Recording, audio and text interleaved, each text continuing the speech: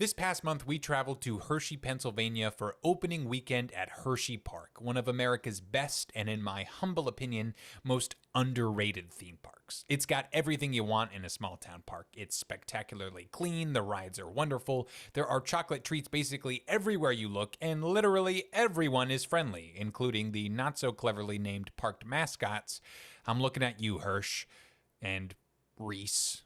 But on this very special trip to the famed city of chocolate, we decided to try something we've never done before, and that's dine at Hersheypark's brand new-ish in-park restaurant, the Chocolatier. Now, I'm already going to hedge a little and say that this restaurant isn't technically in park. It's like right next to the gift shop and park exit. But if anything, that's a good thing because it means you don't need a ticket to get in. And trust me, you're going to want to get in. Because after just one dinner service at the Chocolatier, I am so happy to say that this is a fantastically themed locale that is easily one of the most underrated destinations in the theme park restaurant game. Let's start with theming. Like I said before, this restaurant is located on the second floor of the Hersheypark gift shop, and they do not shy away from their proximity to the park. If anything, they embrace it wholeheartedly, with a giant carousel bar on the perimeter as its signature piece, and delightful park relics scattered throughout. Heck, you can literally dine inside old theme park vehicles. And like I said, these touches are everywhere, whether it's the Hersheypark Ferris wheel serving contraption that holds your appetizers, or the chandeliers that are literal three-dimensional representations of the park's best coasters. The decor is truly a love letter to theme park guests, Hersheypark fans, and enthusiasts everywhere.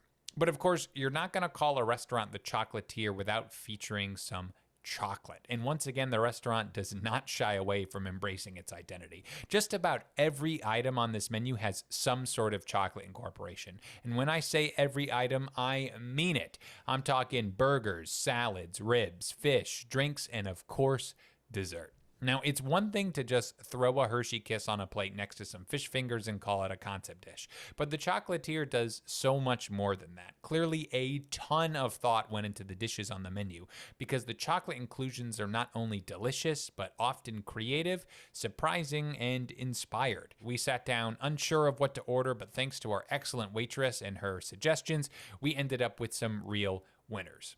I had to start the meal with a beer. I am truly a creature of habit, but as a fan of branding, I couldn't help but get the Yuengling Hershey's Chocolate Porter. Now, when I ordered this, I expected it to be, in a word, bad, but I was legit really surprised at how tasty it was. Now, it's not going to win any craft beer awards or anything like that, but it basically tasted like really delicious chocolate milk, but like a beer.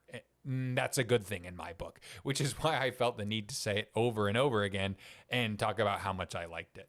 Milk chocolate, maybe it's not your thing, but if you're a chocolate milk person and you like beer, is one of the good ones, folks. Wait, but you don't like milk chocolate and you like it. But I like this, and that's why, unrelated, but Yuengling Chocolate Porter. Check it out. Okay, now on to the food.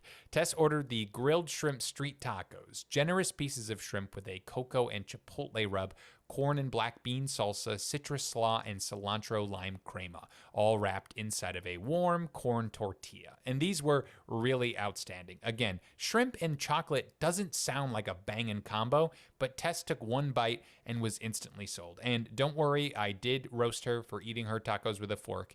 Even her husband can't let that one slide, but she did eventually come around to the side of sanity and take a big bite with her hands. And it was delicious. As for me, I went with one of the big plates, the cocoa dusted beef short ribs, which looked and sounded just as good as it tasted.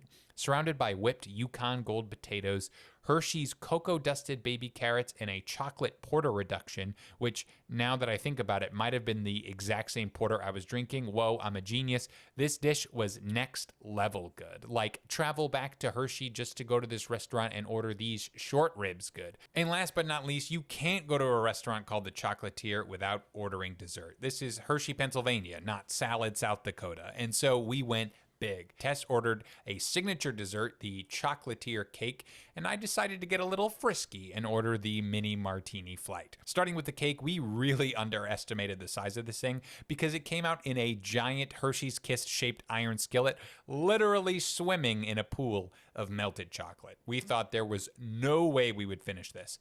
A chocolate chip graham cake topped with a chocolate chip cookie, cookie dough ice cream, and whipped cream. But after one or two bites, we realized it would really be no problem. This dessert was incredible. Absurdly sweet, sure, but packed full of flavor. Spiced like Christmas with toasty graham permeating through the soft and creamy cookie dough ice cream top. The cake itself was well balanced, cooked to perfection, and yes, covered in delectable melted chocolate.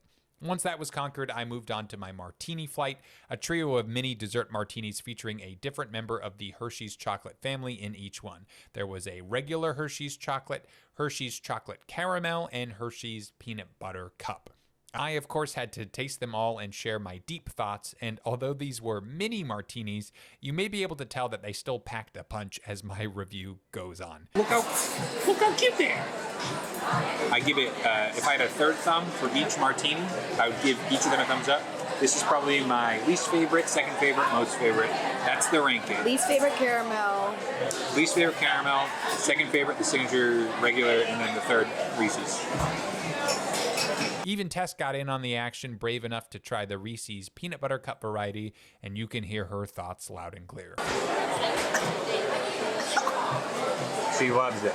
Overall, our meal at the Chocolatier was revelatory, not only showing how good theme park food can be, but also showing that parks like Disney and Universal do not have monopolies on immersive, creative, and delicious restaurant experiences. But don't take my word for it, take my word for it after 3 back-to-back mini martinis on the scene. All right, guys, that about wraps it up for us here at the Chocolatier restaurant. Overall, it was a really good meal.